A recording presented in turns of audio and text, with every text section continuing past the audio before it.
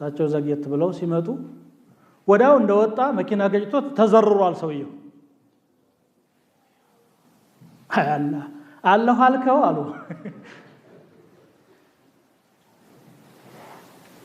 ይሄን ያህል ነው እንግዲህ ክህደቱ ከነ ውጁዱ አላህ መኖሩ እሱ ተገኝቶ አላህ አልተገኘም ማለት ነው እዚህ ድረስ ክህደት አለ ስራዘምኩባችሁ መሰል على كل حال ሰው ظلوم ነው ጀሁል ነው ከፉር ነው ደግሞ የሚለው ከፉር ማለት ሁለት አይነት ነው አንደኛ የጌታን ሐቅ ይክዳል ሌላ ደግሞ ውለታውን ይክዳል እያንዳንዱ ራሳችንን እስቲ እንታዘባት የሆነ ሰዓት ላይ አቡ ምን አገኘው አላህ ምን አደረገልኝ አኺ እስቲ ቆጠራው ያደረገልህ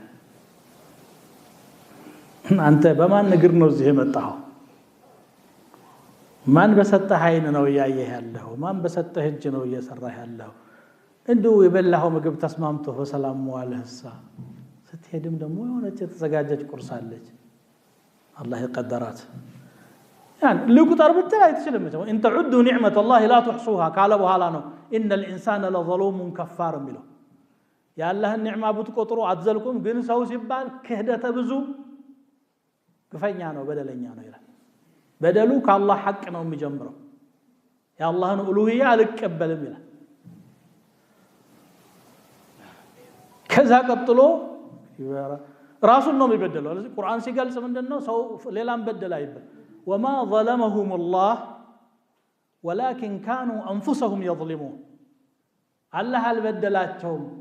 ይልቁንስ ነፍሶቻቸውን ነበር የሚበድሉት የዛሬን ቁሳዊ ፍላጎት ለማሳካት የነገን የሚያበላሽ ሰው በራሱ ህይወት ላይ ነው እየፈረደ ያለው እውነት ነው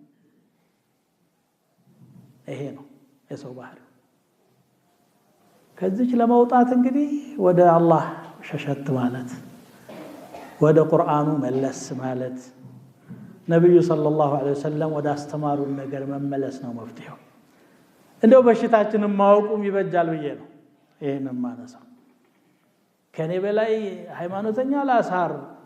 እኔ በቃ ጀነትም በኔ እጅ ናት አይነት አስተሳሰብ ሁሉ የሚያስባል